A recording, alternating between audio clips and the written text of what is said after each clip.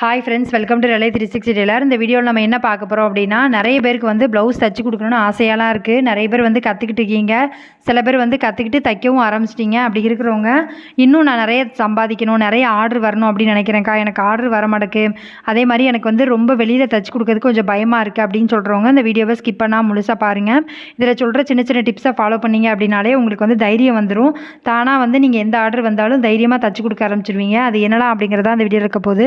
இந்த சேனலை இப்போ தான் ஃபஸ்ட் டைம் பார்க்குறீங்க அப்படின்னா சப்ஸ்கிரைப் பண்ணிட்டு பாருங்கள். இந்த சேனலில் வர எல்லா வீடியோ உங்களுக்கு ரொம்ப யூஸ்ஃபுல்லாக இருக்கும். வாங்க வீடியோக்குள்ளே போகலாம். நீங்கள் வந்து மிஷினில் உட்காந்து தைக்க ஆரம்பிக்கல அப்படின்னா மிஷினில் உட்காந்து தச்சுக்கிட்டே வீடியோ பாருங்கள். அப்போ நீங்களுமே ஒரு ப்ளவுஸ் தைச்ச மாதிரி இருக்கும். எப்போவுமே வந்து ஒரு விஷயம் பண்ணும்போது நம்ம வந்து நம்மளால் முடியும் அப்படின்னு நம்பிக்கிட்டே பண்ணணும். எப்போவுமே வந்து சந்தேகத்திலே பண்ணாதீங்க. கண்டிப்பாக நம்மளால் வந்து கரெக்டாக பண்ணி கொடுக்க முடியும் அப்படிங்கிற மாதிரி யோசிங்க.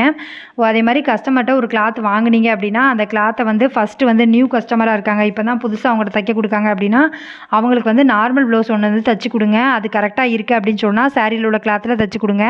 ஏன்னா அவங்களோட சாரியோட கிளாத் வந்து வம்பா போயிட்டுனா அந்த சாரீ வந்து அவங்க கட்ட முடியாது. நிறைய பேர் வந்து சாரியோட ப்ளவுஸ் தான் போட்டு பழகுவாங்க. அதனால் நீங்கள் அந்த மாதிரி ட்ரை பண்ணுங்கள். அதே மாதிரி இப்போ எவ்வளோ பெரிய டெய்லராக இருக்கிறவங்களும் இந்த இடத்தெல்லாம் வந்து கடந்து தான் வந்திருப்பாங்க. ஒரு டெய்லராக இருக்கவங்க ஒருத்தங்கிட்ட ப்ளவுஸ் வாங்கி ஸ்டார்ட் பண்ணும்போது அவங்களும் பயந்துருப்பாங்க. கஸ்டமர் எதுவும் திட்டுவாங்களோ, இல்லை எதுவும் சத்தம் போடுவாங்களோ, அந்த மாதிரி எல்லா பயமும் இருக்க தான் செய்யும். இதெல்லாம் கடந்து வந்தால் மட்டும்தான் நம்மளால் வந்து நம்மள இந்த தொழிலை வந்து பண்ணவே முடியும். அதனால் இதை ஃபேஸ் பண்ண கற்றுக்கோங்க. என்ன ஆயிரும் அப்படிங்கிற மாதிரி யோசிங்க. ஒரு வேளை நார்மல் கிளாத் தானே நம்ம ஃபஸ்ட்டு தைச்சி கொடுக்க போகிறோம், அந்த ப்ளவுஸ் ஏதாவது தப்பாயிருச்சு, எதுவும் சத்தம் போட்டாங்க அப்படின்னா கூட நம்ம அதே கிளாத்தில் வேறு கிளாத் வாங்கி கொடுத்து கூட அக்கா நீங்கள் வேணால் இதை வேறு யார்ட்டையும் கொடுத்து தச்சுக்கோங்க அப்படிங்கிற மாதிரி சொல்லிடலாம். ஒன்றும் தப்பு இல்லை. அதனால் அந்தளவுக்கு பயப்படாதீங்க. எப்போவுமே வந்து தையல் தொழில் நம்ம பழகும் போதே நமக்கு வந்து ப்ளவுஸ் வந்து தைக்கிறதுக்கு முழுசாக தெரியும். பயம் வந்து நம்மளை வந்து சின்ன சின்ன தப்பு வந்து பண்ண வைக்கும். அதனால் நீங்கள் பயப்படாமல் தைங்க. நிறைய பேருக்கு வந்து கஸ்டமர் எதுவும் சத்தம் போட்டுருவாங்களோ, இல்லை வந்து ரொம்ப ரூடாக இருக்கிறவங்கள பார்த்தா கொஞ்சம் பயப்படுவீங்க. அந்த மாதிரி இருக்கிறவங்களுமே அவங்ககிட்டையுமே ட்ரை பண்ணுங்கள். அவங்க பார்க்க தான் அப்படி இருப்பாங்க. நீங்கள் தச்சு கொடுத்து ஏதாவது சின்ன மிஸ்டேக்னால் அவங்க தான் கரெக்டாக சொல்லுவாங்க. அது மூலயமா நம்ம கற்றுக்கவும் செய்யலாம். ஏன்னா நம்ம தப்பு தெரிஞ்சால் மட்டும்தான் நம்மளால் வந்து இந்த தொழிலை வந்து கரெக்டாக பண்ணி கொடுக்க முடியும். எல்லா டெய்லருமே வந்து இந்த இடத்த ஃபேஸ் பண்ணிட்டு தான் வந்திருப்பாங்க. அதே மாதிரி வந்து நீங்கள் வந்து மற்ற இடத்துல வாங்குறத விட ஒரு 10 ரூபாயோ கம்மியாக வாங்குங்க. அப்படின்னா தான் நமக்கு வந்து கஸ்டமரும் வருவாங்க. அதே மாதிரி ஒரு ப்ளவுஸ் தைக்கும்போது உங்கள் ஃபோக்கஸ் ஃபுல்லாக வந்து ப்ளவுஸில் தான் இருக்கணும். வீட்டில் நடக்கிற பிரச்சனையோ, இல்லை வெளியில் ஏதாவது பிரச்சனை நடந்திருக்கு அதை பற்றியே யோசிச்சுட்டே தைக்கக்கூடாது. தைக்க உட்காந்துட்டிங்க அப்படின்னா அதுக்கு அந்த கஸ்டமருக்கு வந்து நம்ம ப்ராப்பராக கொடுக்கணும் அப்படிங்கிற மாதிரி ஞாபகத்திலே வந்து தைங்க. அதே மாதிரி வந்து ஒரு ப்ளவுஸ் வந்து தைச்சிட்டிங்க அப்படின்னா அதுக்குரிய அமௌண்ட்டை வந்து கரெக்டாக வாங்குங்க. எப்போவுமே வந்து நமக்கு எது வந்து நமக்கு வந்து இன்னும் தைக்கணும் அப்படின்னு தோணும் அப்படின்னா நம்ம உழைச்ச காசு வந்து உடனே கிடச்சா மட்டும்தான் அடுத்த நாள் வந்து நம்ம தைக்கணுங்கிறதே தோணும். நிறைய பேருக்கு இதனாலே வந்து இந்த தொழிலை விட்டுருப்பீங்க. அது எத்தனை பேர் அப்படிங்கிறத கீழே கமெண்ட் பண்ணுங்கள். பார்க்குறவங்களும் தெரிஞ்சுக்குவாங்க. ஏன்னா ப்ளவுஸை வந்து நம்ம வந்து நிறைய ஸ்டார்டிங்கில் என்ன பண்ணுவோம் அப்படின்னா, நம்ம இப்போ தானே பிகினரு, அவங்க வந்து 2 நாளில் கொடுக்கேன்னு சொல்லியிருக்காங்களா, சட்டை கொடுக்குறதே பெருசு அப்படிங்கிற மாதிரி நம்ம யோசிச்சுட்டு அவங்ககிட்ட வந்து அமௌண்ட் வந்து 2 நாள் கழிச்சு தரேன்னு சொன்னால் சரின்னு சொல்லிடுவோம். ஆனால் அவங்க நம்ம போய் கேட்குற வரைக்கும் அவங்க அமௌண்ட்டு நிறைய பேர் தரமாட்டாங்க. எல்லா கஸ்டமரும் அப்படியா இருப்பாங்கன்னு கேட்டால் கிடையாது. ஒரு சிலர் வந்து சொன்ன டயத்தில் கொண்டு வந்து கொடுத்துருவாங்க, இல்லை நம்மளை பார்க்கும்போது கொண்டு வந்து கொடுத்துருவாங்க. ஆனால் நிறைய பேர் வந்து வீட்டில் போய் கேட்கணும், இல்லை ஃபோன் பண்ணணும், இந்த மாதிரி வந்து 1 மாதம் கூட ஆக்குற கஸ்டமர்லாம் இருக்காங்க. நீங்கள் அந்த மாதிரி கஸ்டமர்லாம் ஃபேஸ் பண்ணியிருக்கீங்களா அப்படிங்கிறதுமே கீழே கமெண்ட் பண்ணுங்கள். அந்த மாதிரி இருக்கிறவங்ககிட்டலாம் வந்து இன்னும் கொஞ்சம் ஜாக்கிரதையாக இருக்கணும். ஏன்னா அப்போ ஒரு தடவை நீங்கள் அனுபவிச்சிட்டிங்க அப்படின்னா அடுத்த தடவை உங்கள் தைக்க கொடுக்கும்போது நீங்கள் காசு கொடுத்துட்டே சட்டையை வாங்கிக்கோங்கக்கா, என் வீட்டுக்காரர் சத்தம் போடுறாங்க, அந்த மாதிரி ஏதாவது ஒன்று சொல்லி வந்து அவங்ககிட்ட வந்து சொல்லிடுங்க. நம்ம வந்து இருக்கட்டும் பரவாயில்ல அப்படின்னு விட்டோம், கேட்கல அப்படின்னா கண்டிப்பாக நமக்கு வந்து நம்ம ஏமாந்துட்டே தான் இருப்போம். நிறைய காசு வந்து நம்மளால் வாங்க முடியாமல் போயிடும். அதனால் நீங்கள் டெய்லராக இருக்கவங்க தெரிஞ்சிக்க வேண்டிய மொதல் விஷயம் என்னென்னா, காசு விஷயத்தில் கரெக்டாக இருக்கணும். ஒரு ப்ளவுஸை வந்து வாங்குறீங்க அப்படின்னா அந்த கஸ்டமர் வந்து எதுவும் ஆல்ட்ரேஷன் சொல்கிறாங்களா அப்படிங்கிறத செக் பண்ணுங்கள். 2வது விஷயம், அந்த துணி வந்து அந்த ப்ளவுஸுக்கு பத்துமா அப்படிங்கிறத செக் பண்ணுங்கள். ஏன்னா அந்த பிகினர் ஸ்டேஜில் இருக்கிறவங்க கிட்ட என்ன பண்ணுவாங்கன்னா 80 பாயிண்ட் கொடுத்துட்டு 1 மீட்ரு அளவில் இருக்கிற ப்ளவுஸை வந்து தைக்க சொல்லுவாங்க. அது உண்மையிலே கஷ்டம். ரொம்ப ப்ராக்டிஸான டெய்லர் வந்து அதை அட்ஜஸ்ட் பண்ணி தைச்சிருவாங்க. பிகினராக இருக்கவங்களுக்கு வந்து அது கொஞ்சம் கஷ்டப்படுவோம். அதனால் நீங்கள் முதல்ல வந்து கிளாத் எவ்வளோ இருக்குது அப்படிங்கிறத செக் பண்ணுங்கள். இந்த மாதிரி கஸ்டமரை வந்து நீங்கள் பார்த்துருக்கீங்களா, உங்ககிட்டயும் இந்த மாதிரி கொடுத்துருக்காங்களா அப்படிங்கிறதுமே கீழே கமெண்ட் பண்ணுங்கள். பார்க்கும்போது மற்றவங்களுக்கும் அது வந்து தெரியும். அதுக்கப்புறமா வந்து ஒரு சிலர் வந்து லைனிங் கிளாத் வந்து நீங்களே எடுத்துக்கோங்கம்பாங்க. உங்களுக்கு என்ன ரேட்டில் வாங்கணும், நீங்கள் வந்து எங்கே வாங்குவீங்க அப்படிங்கிறத தெளிவாக தெரிஞ்சுக்கோங்க. என்கிட்டயே வந்து ஒரு சில கஸ்டமர்லாம் என்ன பண்ணுவாங்க அப்படின்னா, அவங்களுக்கு ஆர்எம்கேவி போத்தீஸில் அந்த மாதிரி தான் வேணும் அப்படின்னு கேட்பாங்க. நான் அவங்க அங்கே தான் எடுப்பேன். இல்லைக்கா உங்கள்கிட்ட இருக்க கிளாத்தே போடுங்க அப்படின்னா என்கிட்ட இருக்க கிளாத் வந்து நான் போடுவேன். ரேட்டை வந்து கரெக்டாக இன்ஃபார்ம் பண்ணிடுங்க. இந்த ரேட்டு வந்து லைனிங் வரும் அப்படிங்கிற மாதிரி.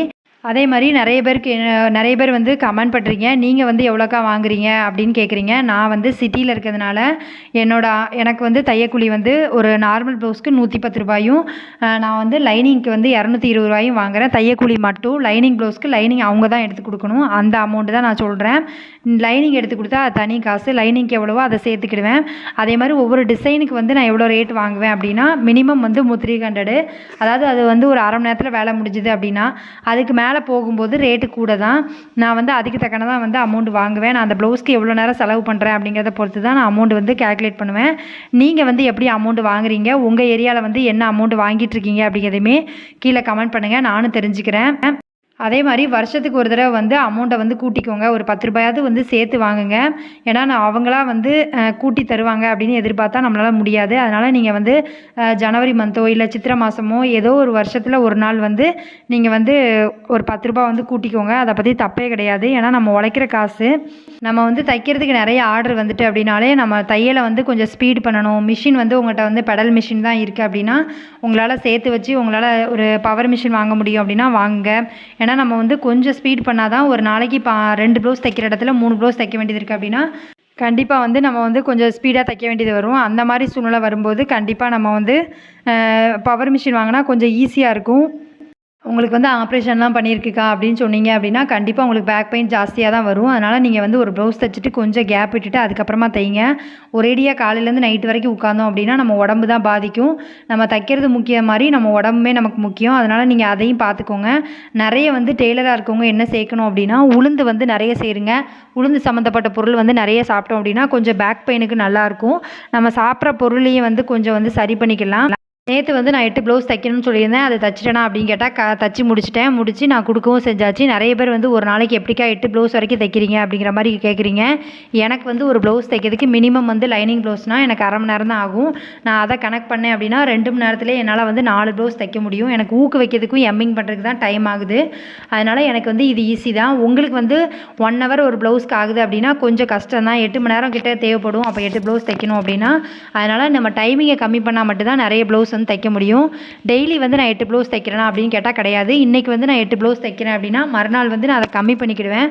ஏன்னா ஒரேடியாக நம்ம தைச்சாலும் நம்ம உடம்புல வந்து பிடிக்க ஆரம்பிச்சிடும். நான் அதுக்கு தக்கன தான் தைப்பேன். மறுநாள் வந்து ஒரு 3 ப்ளவுஸோ இல்லை 4 ப்ளவுஸோ தான் எடுத்திருப்பேன். அப்படிங்கும்போது எனக்கு மிச்ச டைம் வந்து கொஞ்சம் ஃப்ரீயாக இருக்கும். நான் வந்து எப்படி வந்து ஹேண்டில் பண்ணுற டைமை அப்படின்னா, நான் வந்து வேலைக்கு போனால் எப்படி ஒரு 10 மணிக்கு 10:30க்கு நான் வேலைக்கு கிளம்புறேனோ அந்த மாதிரி நான் இதை வந்து செட்டில் பண்ணி வச்சுருக்கேன். நான் கரெக்டாக வந்து 10:30 மணிலேருந்து ஒரு 4 மணி வரைக்கும் என்னோடய தையல் நேரம். அதுக்கப்புறமா நான் என் பொண்ணை கூப்பிட போகணும். திரும்ப நான் டியூஷனில் கொண்டு விடணும். திரும்ப நான் உட்காந்தேன்னா திரும்ப ஒரு 8 மணிக்கு நான் டிஃபன் செய்யறதுக்கு நான் எந்திரிக்கணும். இந்த மாதிரி டைமை தான் நான் ஃபிக்ஸ் பண்ணி வச்சுருக்கேன். இதில் நான் எப்போவுமே வந்து மாறவே மாட்டேன். ஏதாவது ஒரு வெளியில் போக வேண்டிய வேலை இருக்குது, இல்லை பர்சனலாக ஏதோ ஒரு வேலை இருக்குது அப்படின்னா மட்டும்தான் அன்னைக்கு அதுக்கு தக்கன வந்து நான் ப்ளவுஸை வந்து செட்டில் பண்ணிக்கிட்டு அன்றைக்கி தைக்க மாட்டேன்னு கிடையாது. ஒரு 2 ப்ளவுஸாக தைப்பேன். ஆனால் அதுக்கு தக்கன நேரம் ஒதுக்கி தைச்சிக்கிடுவேன். ஒன்று போயிட்டு வந்து தைப்பேன். இல்லைனா போகிறதுக்கு முன்னாடியே தைச்சி வச்சுட்டு போயிடுவேன். இந்த மாதிரி தான் நான் வந்து செட்டில் பண்ணிக்கிடுவேன். ஏன்னா ஒரு நாள் வந்து நம்ம தைக்காமல் ஒரு சொகுசாக இருந்தோம் அப்படின்னா மறுநாள் வந்து நமக்கு தைக்க ஓடாது. சண்டே மட்டும் ஃபுல்லாகவே நான் ரெஸ்ட்டு தான். அன்றைக்கி எப்போவுமே தைக்க மாட்டேன். ஏதாவது எமர்ஜென்சி இல்லை சனிக்கிழமை ஷடவுன் இருந்துச்சு, அந்த ப்ளவுஸ் கொடுக்க வேண்டியிருந்துச்சுன்னா மட்டும்தான். மற்றபடிக்கு நான் வந்து ஞாயிற்றுக்கிழமை தைக்கிறதுக்கு அலோவ் பண்ண மாட்டேன். இப்படி தான் வந்து என்னோடய ஷெட்யூல் டைம் வந்து இருக்கும். நீங்கள் வந்து இதை ரெகுலராக பழக்கமாக பழகிட்டிங்கன்னா கொஞ்சம் வந்து ஈஸியாக இருக்கும். நான் ரெகுலராக பழகினனால தான் எனக்கு ஈஸியாக இருக்குது. மற்றபடிக்கு வீட்டில் இருக்க எல்லா வேலையும் டெய்லி தான் பார்க்குறேன். எந்த வேலையுமே ஸ்கிப் பண்ணுறது கிடையாது. நீங்களுமே இதை மாதிரி ட்ரை பண்ணுங்கள். கண்டிப்பாக உங்களாலையும் முடியும். முடியாதுன்னு ஒன்றும் கிடையாது. நானும் சோம்பேறியாக இருந்த ஆள் தான். எங்கள் அம்மா வீட்டில் இருக்கிற வரைக்கும் நானும் ரொம்ப நேரம் தூங்குவேன். சோம்பேறித்தனமாக தான் இருந்தேன். நமக்குன்னு ஒரு குழந்தை, நம்ம ஃபேமிலி அப்படின்னு வரும்போது நமக்கு வந்து ஒரு செகண்ட் யோசிக்க ஆரம்பிச்சிருவோம். நம்ம ஃபேமிலிக்கு நம்மளை விட்டால் யாரும் கிடையாது. நம்ம தான் ஏதாவது ஒன்று பண்ணி நம்ம வந்து எதையாவது உருவாக்கணும் அப்படிங்கிற எண்ணம் வந்துடும். நமக்குன்னு ஒரு வைராக்கியம் இருக்குது அப்படின்னா அந்த வைராக்கியத்தை நோக்கி நம்ம வந்து கண்டிப்பாக பிரயாணம் பண்ணுவோம். எங்களுக்குன்னு ஒரு சொந்த வீடு வந்து வேணும். அதுக்காக தான் நான் வந்து டெய்லியுமே தைக்கிறேன். எனக்கு வந்து அது வந்து என்னோடய அச்சீவ்மெண்ட். நம்ம உழைச்சி கண்டிப்பாக நம்மளால் உருவாக்க முடியும் அப்படிங்கிற நம்பிக்கை எனக்கு இருக்குது. அதனால் நான் ட்ரை பண்ணிக்கிட்டு இருக்கேன். நீங்கள் ஏதாவது ஒரு அச்சீவ்மெண்ட்டோட செய்யுங்க. கண்டிப்பாக உங்கள் தொழிலை வந்து நீங்கள் மேலே கொண்டு வர முடியும். Thank you friends. இவ்வளோ நேரம் வீடியோ பார்த்ததுக்கு ரொம்ப நன்றி. இந்த வீடியோ வந்து உங்களுக்கு பிடிச்சிருக்குன்னு நினைக்கிறேன். பிடிச்சிருக்கு அப்படின்னா லைக் பண்ணுங்கள், கமெண்ட் பண்ணுங்கள், ஷேர் பண்ணுங்கள். இந்த மாதிரி வீடியோ வேணும் அப்படின்னாலும் கீழே கமெண்ட் பண்ணுங்கள். உங்கள் ஃப்ரெண்ட்ஸ் யாராவது இப்போ தான் தையல் தொழில் பழகுறாங்க அப்படின்னா அவங்களுக்கு இந்த வீடியோவை ஷேர் பண்ணி விடுங்க. Thank you friends.